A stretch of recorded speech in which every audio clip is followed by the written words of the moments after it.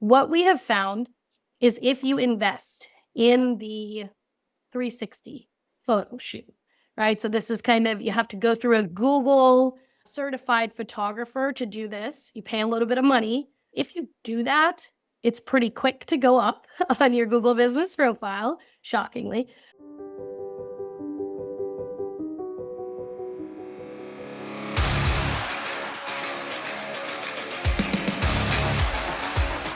Sharp strategies, sweet success. All right, everyone, welcome to Sharp Strategies, Sweet Success. This is Tiffany Swedinsky, and today I'm speaking with Nalini Prasad. She is a huge authority in the world of legal marketing and SEO. She's a big speaker. I've seen her at a lot of conferences and have had the great fortune to meet her in person several times. And generally, I consider her one of the top resources when it comes to SEO, Google Business, local SEO. And her company, Blue Shark, does a lot of great work in that space. And I actually work with them with some of my fractional CMO clients. So that's me. I'm going to turn it over to Nalini to tell you a little bit about herself before we get started. Well, that was an extremely generous introduction. So I think you kind of nailed everything there, Tiffany. I'm just really excited to be on this podcast because I will take a second to just talk about you and how I met you. So at conferences, I'd be walking around and they'd be like, oh, you know, Tiffany, she knows all the SEO things. And she's one of the best in-house marketing people that we've been able to talk to, right? That just gives free advice. And that's my vibes. I want to make sure that people who are watching me speak or take the time to put energy into their own marketing are getting real actionable tips and things that are going to help them. And I feel like you have been really good about that in the industry. And that's hopefully how people see me as well. I speak at about 30 legal conferences, and every time I try to make sure there is some kind of do-it-yourself information or just bringing it down to make it understandable. So hopefully that's what we'll kind of get into, some fun stuff. And a big nerd in terms of keeping up with the Google guidelines and trying to figure out their next move. And quite frankly, I think I've realized that Google is doing 1,000 things at one time, and you're never going to be able to quite keep up with them. But it's still fun to chase. So actually the first question I have, and I've been pretty big into this recently. So the Google Search Quality Evaluator Guidelines. I've been trying like real hard to explain to people like what that is and how that impacts their site. Could you help me out? Like tell me in your words, like what those are. Yeah. So a lot of times, and actually maybe like 5 years ago, I brought this into my presentations to explain to people that Google is not just creating random rules, right? That Google is asking the people who are paying attention to, are we getting the right kind of answers to our questions? Is Google a very good user experience, right? They're crowdsourcing, just like you would when you go to a jury trial if you're a lawyer to figure out what should I be focusing on. I think these quality rater guidelines and guide is to make sure that they're not just a bunch of tech nerds in the background picking and choosing what they think is a good consumer experience, but getting it from folks who are qualified, meaning that they're not just a random average Joe who uses Google once or twice a year, but people who have really given a lot of time and effort into experimenting with Google and have a lot of opinions to give. And so these people earn kind of a notch on their belt to be heard by Google. A bunch of them come together. They tell Google, here's what the people want. And that turns into guidelines and helps inform how Google changes different looks and feels and the way that it processes information. I think that's probably the easiest way I've been able to explain it. But it's hundreds and hundreds and hundreds of pages of guidelines, right, over the years of people's feedback. I mean, that's pretty incredible to think about how like there are real people evaluating search engine result pages.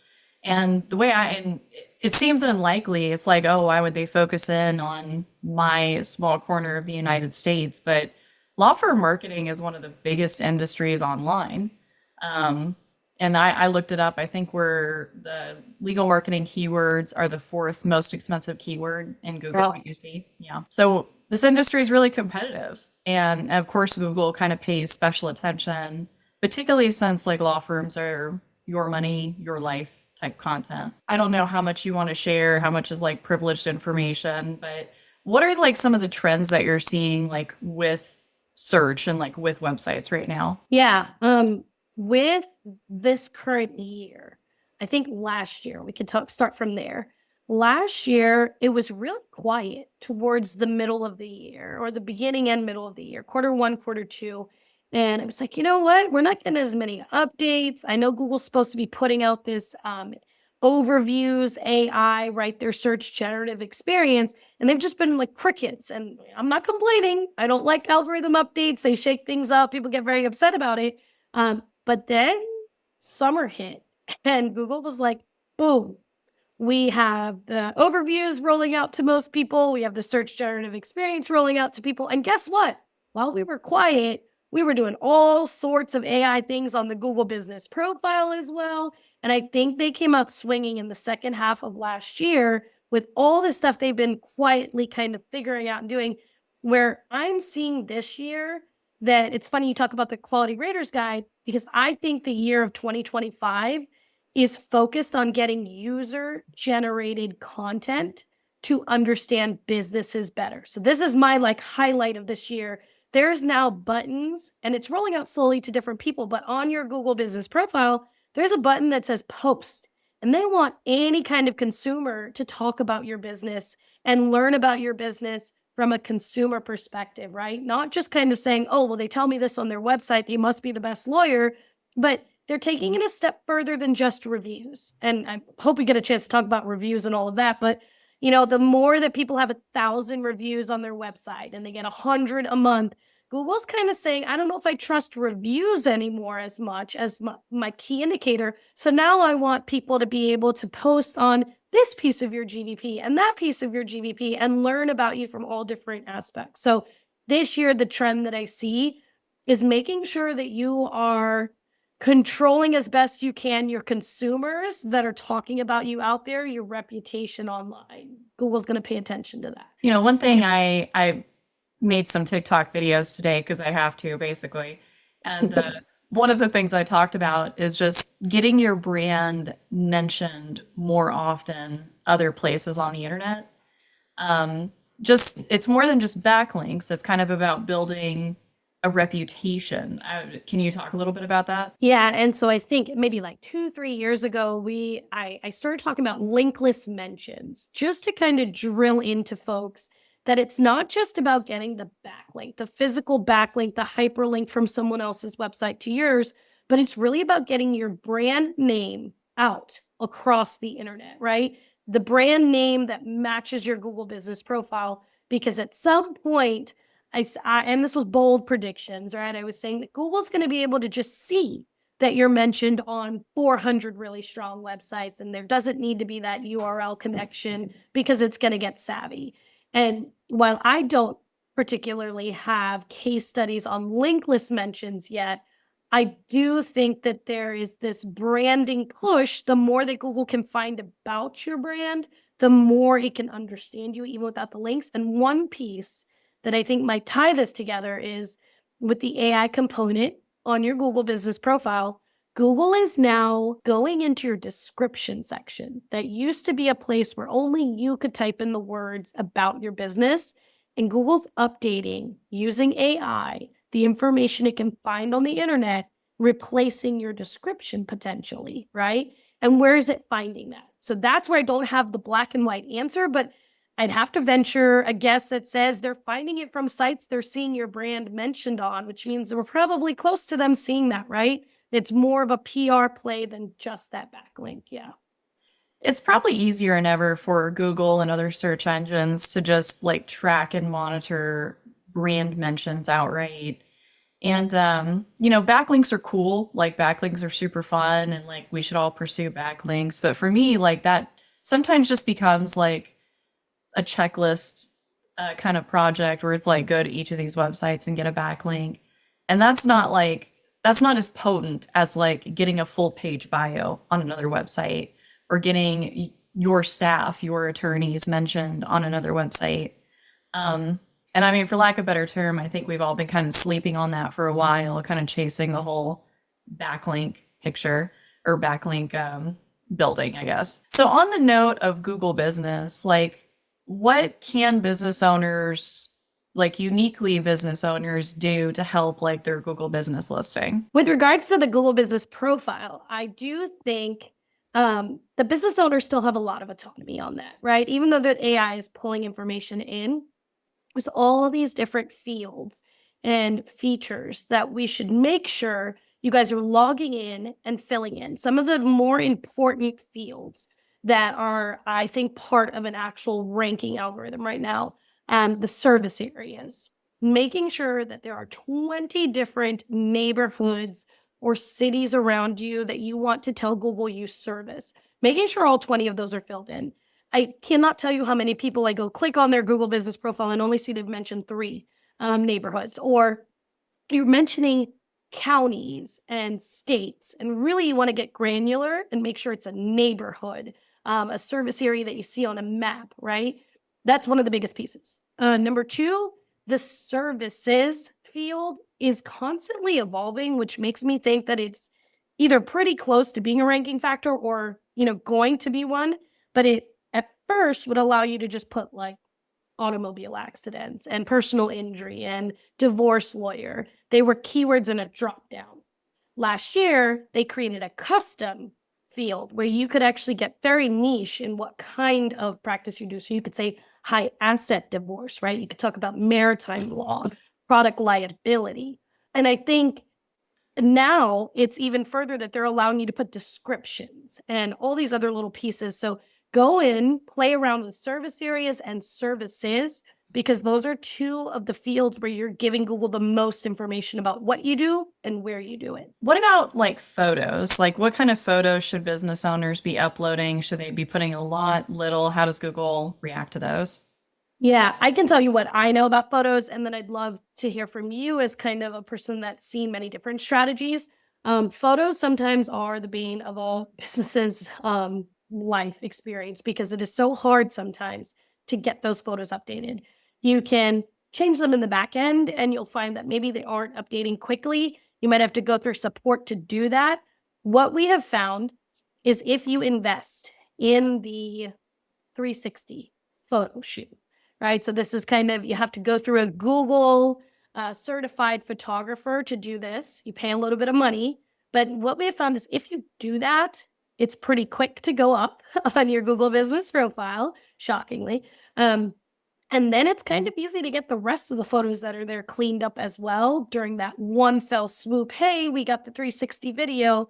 And if you don't know what that is, that's basically someone comes in and takes still photos of your office, and then they make it almost like a seamless video so that someone can click on your Google business profile and it's almost like the street view, right? You can walk through your office as a virtual experience. Very cool. Makes your office look wonderful online, especially if you've spent a lot of time decorating it and, that's your brand. But that's one hack is I think if you do that piece, then you're able to get those photos updated a lot quicker. Maybe they'll pay attention to you a little bit more.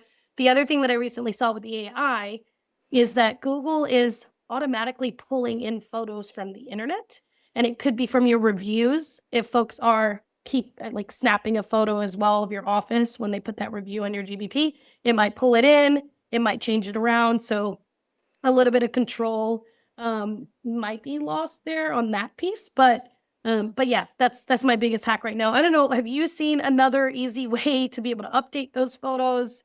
I mean, not any other way than going through support typically. Really, when you got like a couple like sticky photos that have been there for a while, they're so hard to remove sometimes, particularly if you're not the business owner. This is why like I push business owners to upload most of their own photos, because if a photographer does it and then you lose touch with that photographer, it's like really tough to take that down. What I'm saying like broadly is that, profiles that seem to do really well have like what you said, in office photos, team photos, staff photos, but more than like those traditional like headshot, ultra polished kind of videos. Because my leading theory is like Google wants to give people a window for what it looks like to actually work with your business, like what it looks like in the office. People seem to want those photos.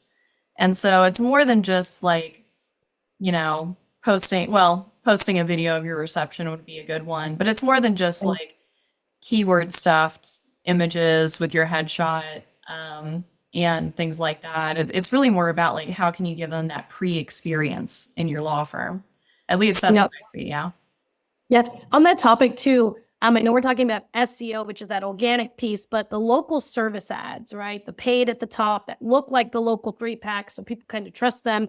Last year, they allowed you to start uploading photos that were not just headshots. Historically, it had been only headshots, right? You could upload them, but very recently, only in the last couple months, we've actually started to see Google use those photos that are not just headshots. And I think it's a great way of Google being able to test with data. Are people clicking more when it's an office picture versus just a headshot photo, or do they want the headshot photo? I think there's something going on there where they're collecting data, but that's an interesting piece that they're doing it on their paid ads where they're getting a lot more click and activity. Yeah, and I know they use AI to look at the photos that we upload. And very frustratingly, there was a case where I kept uploading a headshot and I would use different files, but each time I uploaded it, it said that there was drug or medical content in the headshot and there was like no text. So bizarre. And it's Yeah. just like, how are they evaluating these photos? Like, what AI are they using? And, that alone, getting that photo to go through was so frustrating. It ended up being we had to crop it just right. So I don't know if you look like a syringe or something like that. Like it just kept getting rejected. So they're really strict on the photos and have been. But I've in the past uploaded like non-headshot photos to local service ads. It's hard to say if that has like a huge impact on Yeah. like inbound leads, but like I've been waiting for them to use it because it has just been the headshots. Yeah. So I think we're very slowly seeing that. So you may start to see it with some of your the folks that you're doing it with. And I had already like kind of highlighted to our paids team. I would love if they start to see it to start doing those case studies and figure out on conversion sake how much is this helping. But you might start seeing it so that you can collect that data as well pretty soon. Yeah. Yeah, local service ads are really interesting because when they rolled out, they took a lot of clicks from PPC, they took a lot of clicks and still take a lot of clicks from organic listings. Like the organic results, the true organic results on Google search engine result page are like 3 websites maybe, and you have to Yep. go to page 2 to see more. Yep. Let's talk a little bit about website content because I people ask me all sorts of questions. Is it okay to use AI? Do we write blog pages or do we write practice area pages? Do we write location pages? Which location pages? And I just get tons of stuff. Like, what's your general guidance about content right now? Yeah, so those two are buzzworthy questions, right? So AI or not, practice area or blog. And the third one I'll throw in there is number of words on the page. Can it be short? Does it have to be long, right? I think these are the 3 most common content questions I get. And recently at NTL, I kind of really dug into the guidelines to find real verbiage from Google to say, hey guys, this is not just us telling you this over and over again, but here's what they're saying. And what I noticed was that on the AI front, Google flipped back the language to say AI is okay to use now. However, bunch of disclaimer paragraphs that said as long as it's helpful content, right? So I mean, this is what it's been leading up to: is use it for topic planning, use it for grammar, maybe use it even to create your first draft. But humans have to still be looking at it to make sure it doesn't sound like a robot and to make sure that the information is actually something someone's going to Google and ask a question about, right? Make sure that it's correct information. So while it can help create that and streamline that curation process, you still need the human, right? At this point to make sure that it's helpful. But big news that Google said AI is okay, right? However, there's all these tools out there that will tell you the percentage of AI that's showing up on that page. And there's so many things we can talk about with those tools because they're all over the place. But at the end of the day, you don't want your page to say 100% AI, right? That's not what the goal is. And that's not going to help either. And Google says that. Like, you can use AI, but I'm not telling you go put 50,000 pages of AI on your site and that's okay, right? The second was the practice area versus blogs. And I don't think there's any true right or wrong answer there. Every different company kind of has a strategy and they can show proven results. I think it all again comes back to making sure it's helpful, that it answers questions. We personally focus on practice area pages because we want it to be intentional for a law firm, that when someone's looking up I need an accident lawyer, or I need a lawyer for this, or I'm asking a question because I have a legitimate case and need to talk to somebody, that's what you're showing up for, right? Versus some cool, flashy, important news, that a new law that comes out. Those are more in your blog section, and they're wonderful for traffic. And sometimes they do convert, but we find just in our statistics that the practice area pages tend to lead to more conversions and cases. So we focus on those. We focus on location specific, as you mentioned. So kind of the area that you are trying to show up for when someone's sitting in their home in that area, Googling for a lawyer. And then we like to build out those what we call silos deeper. So you're going to have pages on location one, really nice and deep, a car accident, and on all the questions people are going to ask about the car accident, truck accident, all those in that location, and then completely brand new content from that for location two, location three. As you can see, there's a lot of content. It takes a lot of time, a lot of energy and resources. So it's not for everybody, but those are kind of the bigger firms. And then in terms of page count, number of words, Google's guidelines absolutely say there is no recommended number of words that must be on a page. So it actually says that what they care about is that the most information can be found there. With that being said, our team, our content team that does a lot of strategy and case studies, has found that in more competitive markets, our normal, 650 words per page so that we can build out the deep silos doesn't necessarily cut it if there are competitors with 1,000, 2,000 word pages, because Google is still comparing you apples to apples to the competitors in your market. Now, if you are in Kalamazoo, small town, America, do you need 2,000 words just to say you have 2,000 words? Absolutely not, right? You just need as much as your competitors have. So it's not any magic number. It's related to your market. The pages that I tell the in-house teams to focus on, and let the SEO team focus on the practice area pages, let the SEO team focus on the technical SEO, the site structure, and all of that stuff. When I talk to in-house teams, I'm telling them, work on your biographies, because the in-house team is probably going to be able to write a better, longer biography for, attorney. Work on the copy for your ebooks and landing pages, because those aren't necessarily SEO. And so you need to be working on those to help lengthen those out to get people to download.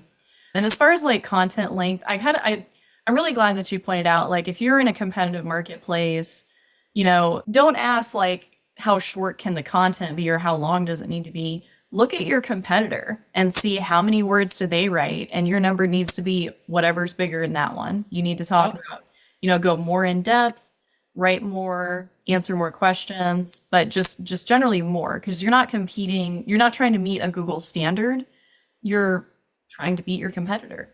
And so everything in context, you may need just 600 words or you may need 1,500.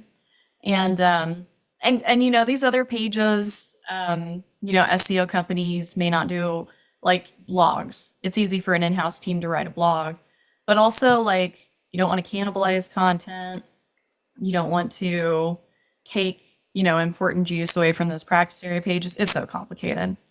Yeah. And I mean, it's not just content with everything you've just said. It's also link building. It's all the fundamentals that you need to just make sure you're outdoing your competition, right? When you're saying, again, you're not trying, I love how you said that. You're not trying to meet a Google standard. You're trying to best your competition in the number of links you need, the quality of links you need, right? So I love that, because that's something I think a lot of lawyers don't understand. They're like, well, what do I need to have to beat everyone? It's not about beating everybody. Yeah.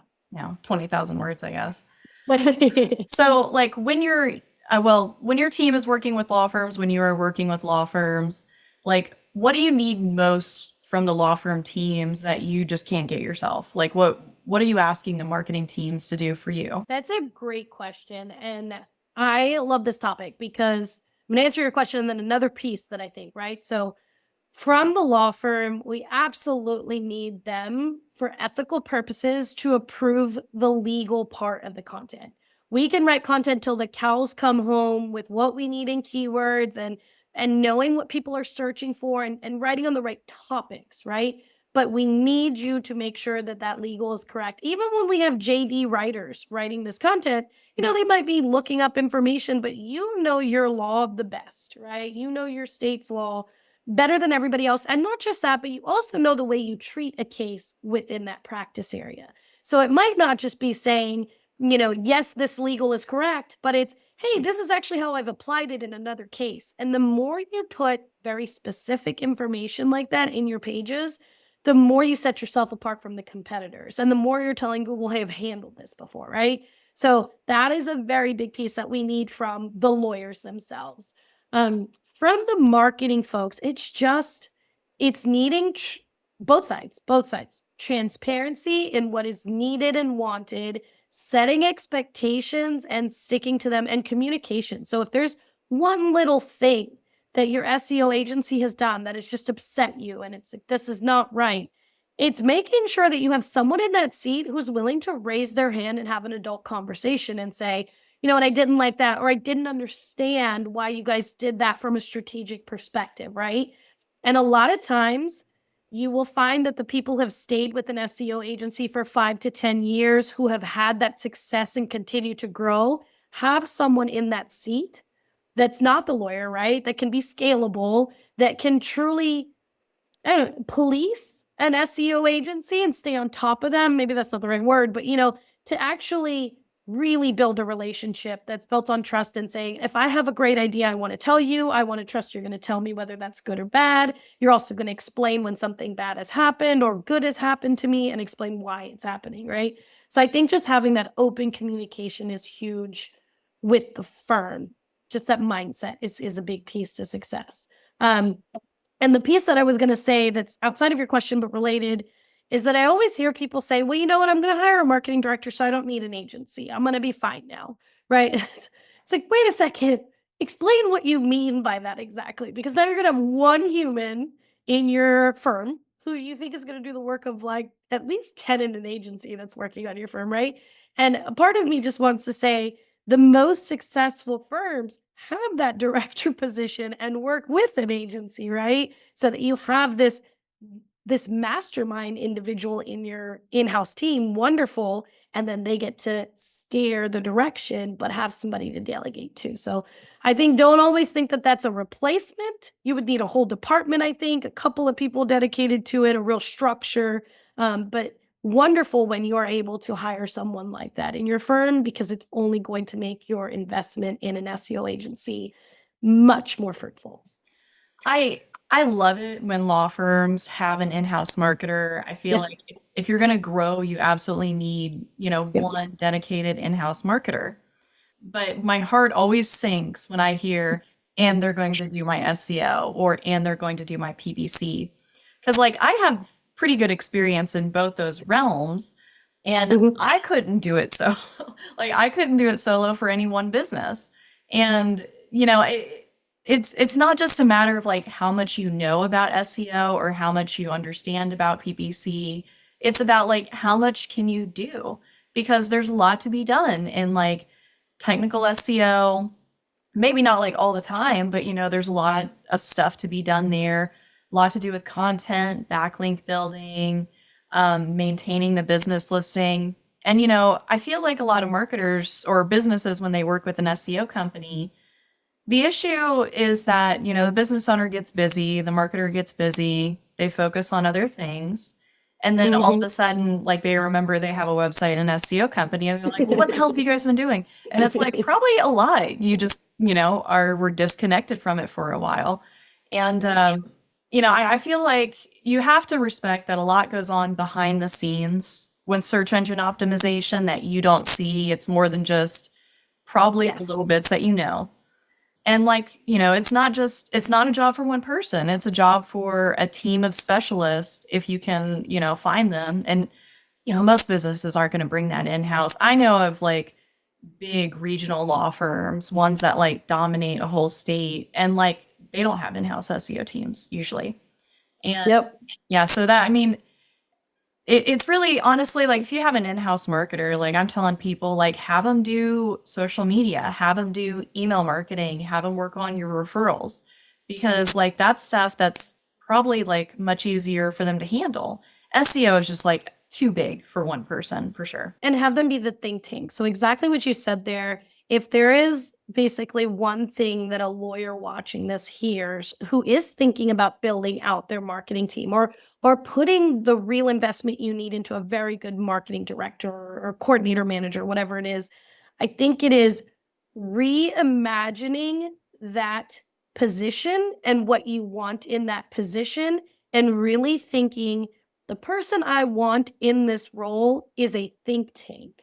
I want someone with knowledge and expertise who's going to come in here and come up with the big picture ideas that are going to take me to the next level, but is not the person that's going to be in the weeds doing them, right? So, and you talk about those people who are killing it in major markets.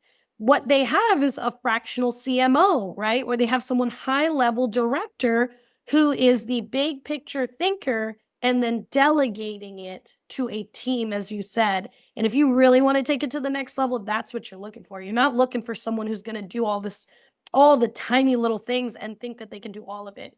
You want someone top level. That's one of the most important roles in your firm if you're growing to really hire properly for. Let me ask you a question. This is kind of abstract. You might have to think about it, but like, let's say like a law firm hires somebody who, you know, maybe has a degree in marketing, but this is their first marketing job. How long do you think that person needs to be trained before they have like a really good basic understanding of legal marketing and SEO to like lead a department? Like, how long do you think that training is? Yeah, that is a wonderful question. As an agency that we're almost, 150 employees, we're hiring folks that are not just fresh out anymore with that degree because the experience in the industry is so key to it. And I think the thing there is, yes, you get someone out of right out of school, you want to mold them, and that's wonderful.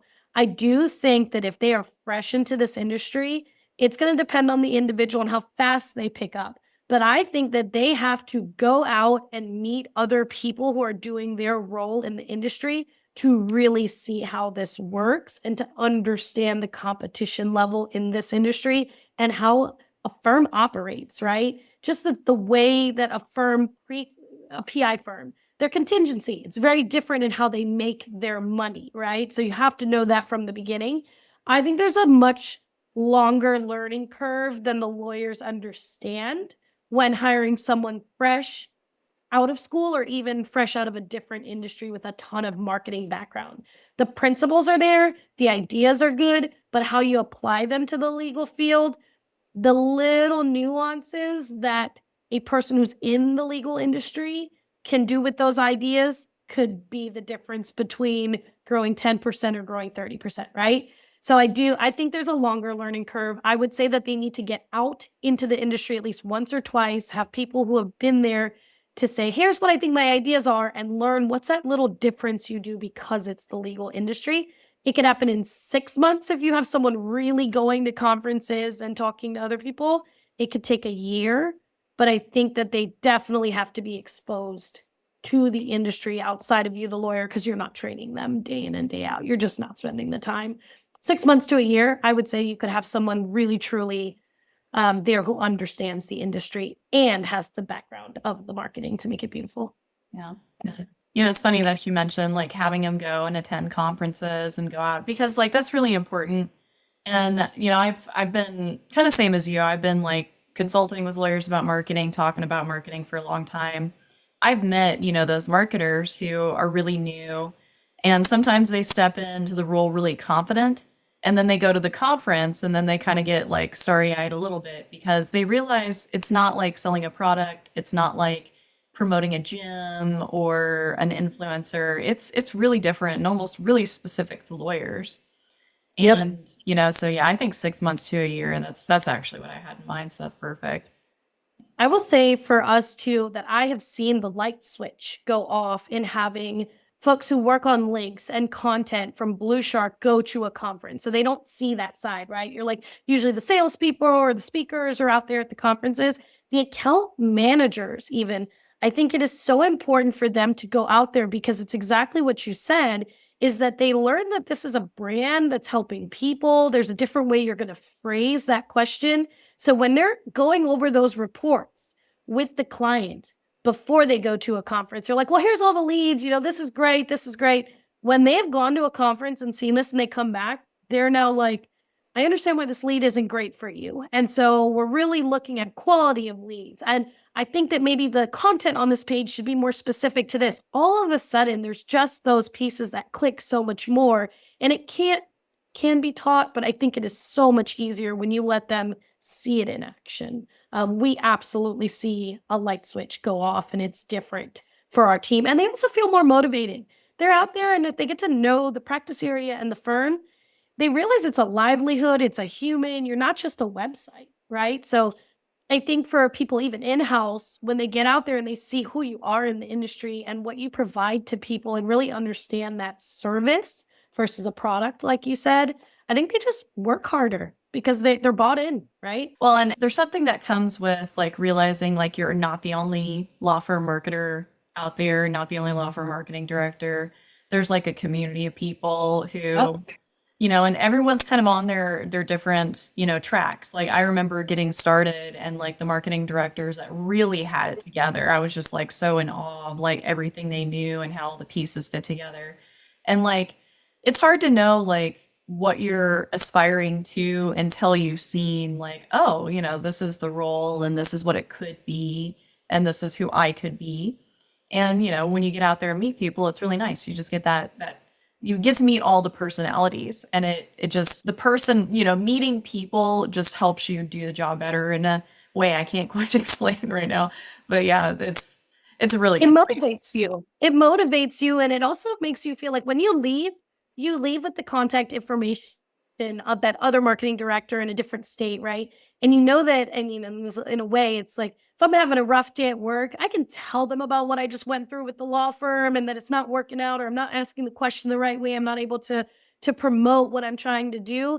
And it's someone that you will feel heard with, right? So it's also just having that work buddy, but a connection outside of your office, which is so important for that role to be supported. So you mentioned reviews earlier in the show. Could you bring that back and like tell me what's on your mind there? Yeah. So reviews, as we know them, it's a great way for Google to understand from consumers who you are, how much you've helped.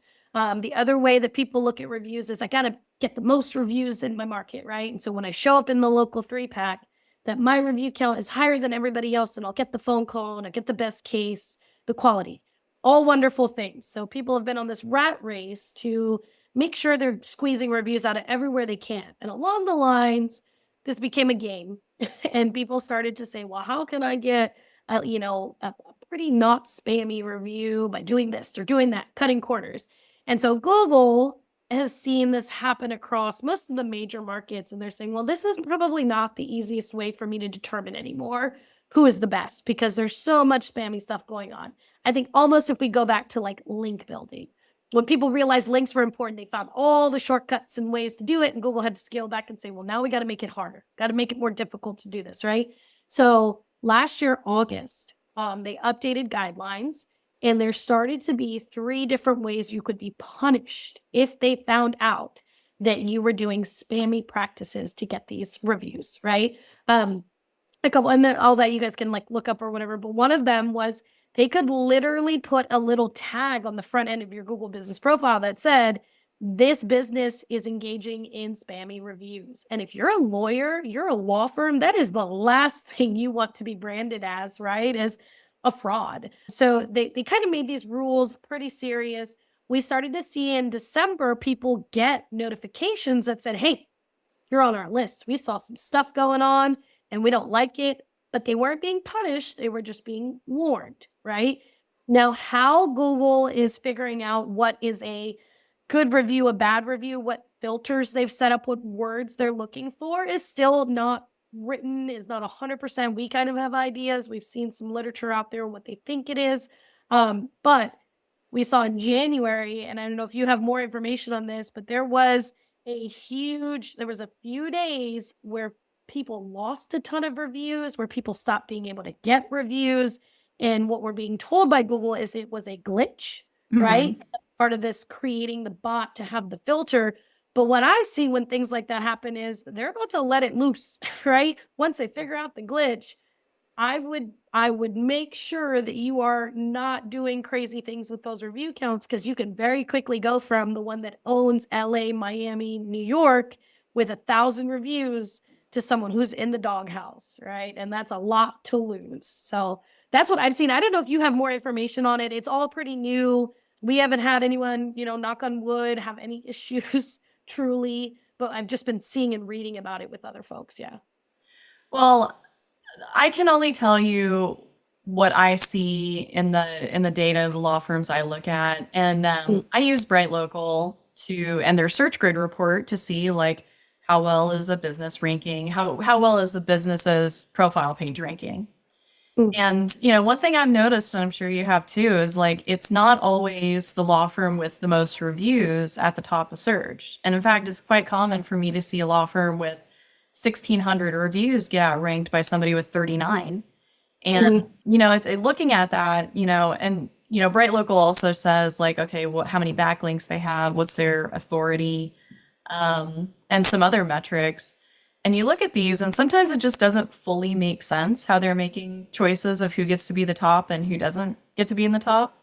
But for me, like, unless you just have an overwhelmingly lot of reviews and everyone just sucks at it, it's not just reviews that are placing people in the top 3 of Google, which is interesting considering how many attorneys I know who just get kind of obsessed with reviews, if I'm being honest. Because like they're, authentic customer experiences. And I think this is in the quality rater guidelines. Google themselves said like businesses have a bunch of good reviews and might have a bunch of bad reviews, but take both with a grain of salt. That I'm paraphrasing, but that was in the guidelines somewhere. So like Google isn't just seeing the total review count and being like, oh, 1,000, impressive. They're looking at the substance of those reviews and what they say, which is really important. I say that a million times a day, that you don't have to have the most reviews to be in the 3-pack, but where it does matter, because we see our people rank with 40 reviews in a market and everybody else has 200, 300, right? Because they've been in that market longer than maybe our person has.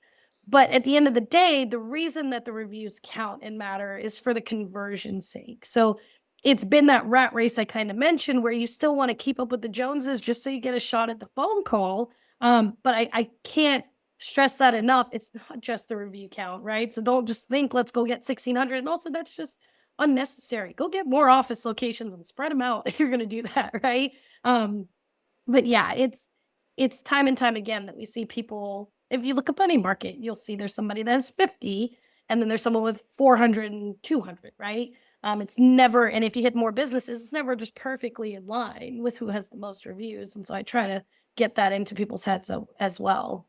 And that's where actually, if you know that you're doing it the proper way and you know you're not going to get 200 reviews and you're not going to be able to keep up with the Joneses, but it's actually your hometown. It is your market, right? And it's not a satellite office. You're like, I just need to figure out how to break into my own market here. Community, out offline. Get out in your community and get your name brand recognized. Doesn't have to be crazy billboards and TV, but find ways to connect with the community, because then when they do see you in that 3-pack, they might say, oh yeah, I remember Joe, I remember Bob, I remember Caroline, or whoever the lawyer is. And yeah, they got 40 reviews. They're all pretty good. I'm going to call him or her, right?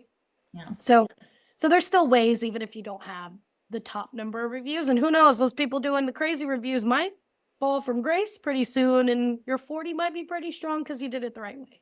Yeah.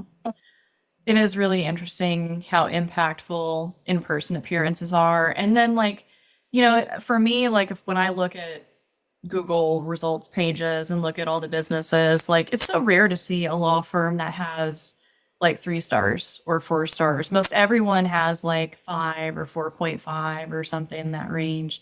And so like, heuristics, like the mental shortcuts we take, like you're going to look at that and be like, oh, well, they're all the same, and those personal interactions where they already know you, where they've seen you on social media, where you get their email newsletter, something that's going to make an impact outside of Google business, that so when they're in Google business, they recognize you and they'll pick you. Well, Nalini, thank you so much for joining us today. Is there any particular place like you want people to go to learn more about you or to follow you or anything like that? Yeah, and before we leave, I mean, one of the things that I was very excited about being on this particular podcast is, as I mentioned, I feel that you are a wealth of knowledge and that you see a lot of different things with your particular clients. Is there anything new that you've seen trending that might be new to me or to anybody else out there, or even like a bold prediction of things you see coming? I would love to take myself a tidbit away from this, right? Well, I guess like the thing that I'm pushing more and more attorneys to do, and I don't feel like this is going to surprise anyone, but it's video. TikTok video, YouTube video, Instagram video. That's the kind of content that, yeah, we can use AI to make video, but it's easy to spot. I don't care what anyone says. Like, I can spot an AI video like that. And the AI videos stand out and they're kind of lame. And generally, like, we don't see people interact with them, particularly when it's like supposed to be a person, unless it's like particularly good, but even then. But like what's hard to replicate are like deep conversations, interesting points of view, and just like a human face. Like people can tell. And like to make that kind of content, that's hard to replicate. And I feel like that's the stuff that Google is going to weigh heavier when it comes to like how authoritative is this brand? Like how real are they? Like how good are they?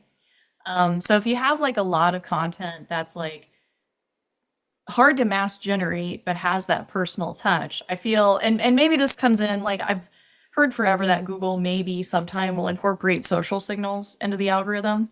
But I heard that like 2 years ago. So maybe this is me talking about that. But like I feel like those kinds of things are going to be like the important content moving forward.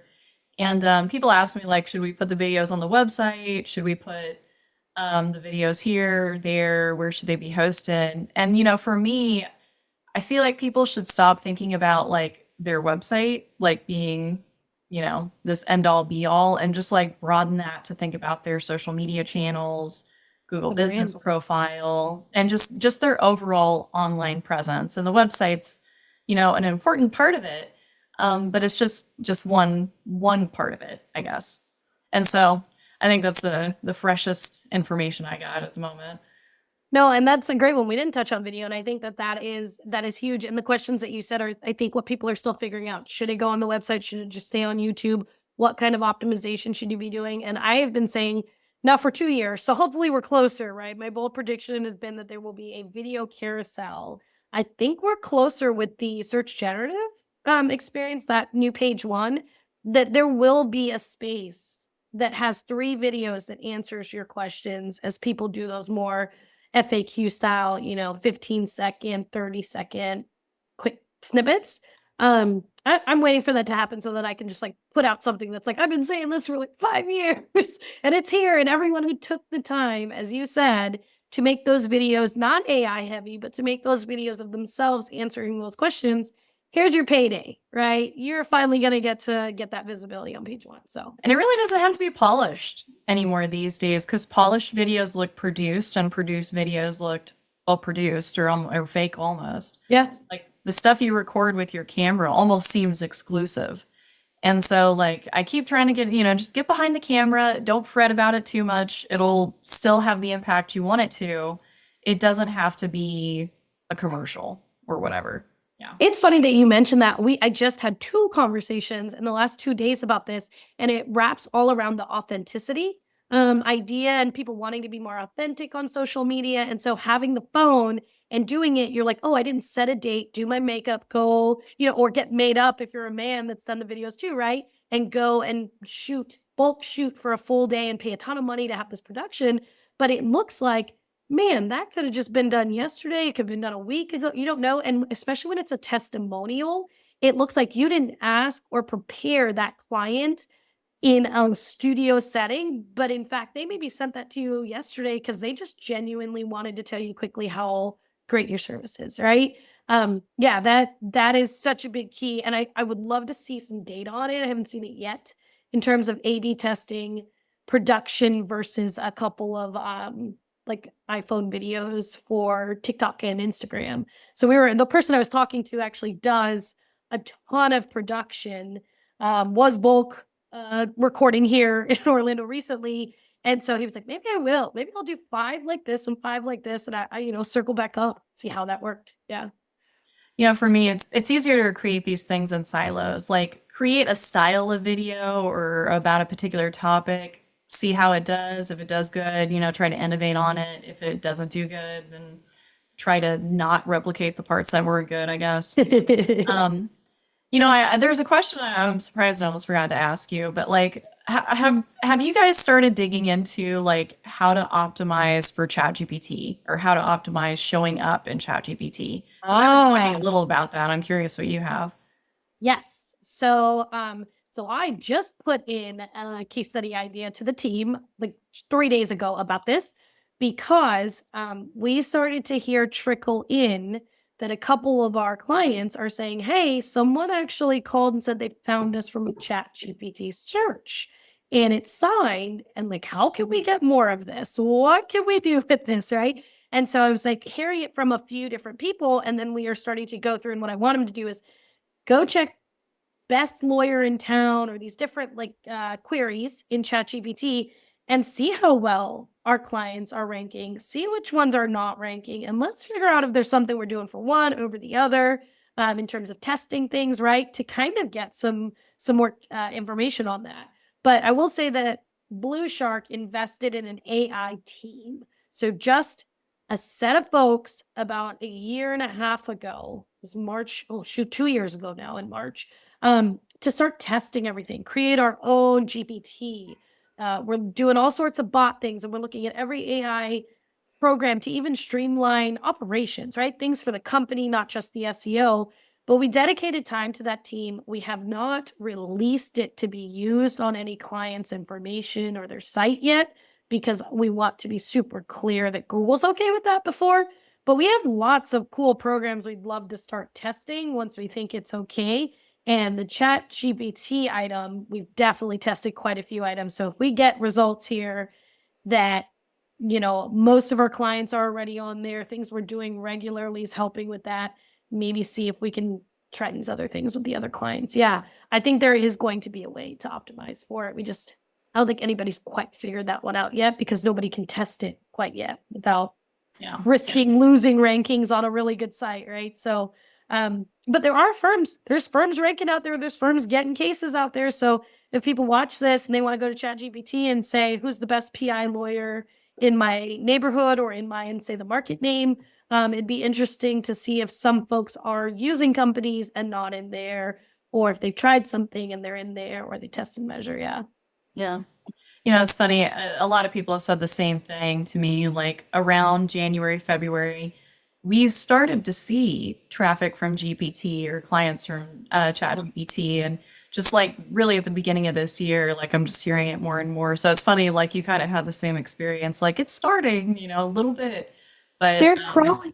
The only other maybe connection that I might be able to see right now, and again, very little data, so take it with a grain of salt, is since the AI overviews on Google has come out, it may be that ChatGPT is functioning on the new search generative experience Google page one, right? In that the people that we're seeing rank and get traffic from it are also the clients that we're seeing be in the AI overviews. So yes, it's people, and to be in the AI overviews, the piece there that's happening, no secret sauce, whatever, you know what I mean? Tell everybody. It's specific question answer pages. It's something that other competitors haven't written about, so that when someone searches that very specific question, you show up because you're the only one in town that has that answer, right? So it's kind of doing a lot more reverse engineering of your competitors, figuring out what topics make sense. But we've been pretty successful at getting many clients into that AI overview just by doing that. And I'm wondering if those clients are going to start to see some success on ChatGPT. So that's another link I'm trying to see if it's real or not, right? yeah. I've been like for the ChatGPT content we're writing for our clients, a lot of it is like about the firm. because like I'm working off the assumption that they might use ChatGPT or Google to narrow down their search, but ultimately Yes. like people will end up with like 3 or 4 options. I want to write content that's going to give these generative search tools information specifically about the law firm. That way it's like tell me more about the parish law firm. And then, ChatGPT can like recite core values, can talk about cases we've handled. And, a lot of that I think people are already writing and putting on their site. But I think for the most part, like we've traditionally seen websites as like how to answer questions, which that's still super important. I don't want to detract Yeah. from that. But like also like, in biographies or in pages about your firm, like how you represent yourself and how you talk about the practice in a way that'll be impressive to somebody researching you on ChatGPT. I think that's an important part of it too. That's very, very smart because I also think the questions that people are asking on ChatGPT are, and like I said, what's the best firm around me? Not who's a car accident lawyer near me. They're not using those key terms, but they're asking about the firm. So I think that that is a huge piece that should be followed. That makes sense to me. Yeah. All right. So we're I guess close to the end. Is there any place that you want people to go look you up or go find you? Yeah, so I mean, I'm easy to find. I am my first name, Nalini, at bluesharkdigital.com. I am happy to put my cell phone number in the description of this when it gets published. I love helping folks who actually want to do this themselves or are really interested in making a difference for their firm. So I'm an open book. Ask me any questions that you need to or want to. I like talking about the stuff. But yeah, Nalini at bluesharkdigital.com, and I'm happy to share any more information on myself through Tiffany. And Nalini is my SEO resource. I probably, if it's a really tough question, I can't figure it out. You're the first name that comes into my mind almost always. Yeah. I appreciate it. You're too kind. I've really, really enjoyed being on this podcast. I'm telling you, I was excited about recording with you because I feel like I get tidbits from you as well. And I love learning. That's the thing with SEO. There is no expert here that knows everything, right? It's a lot of minds coming together, looking at a lot of different data points, and there's always something to be learned. Oh yeah. It's an evolving thing. Well, thanks so much. It's been a pleasure having you, and we'll talk to you soon.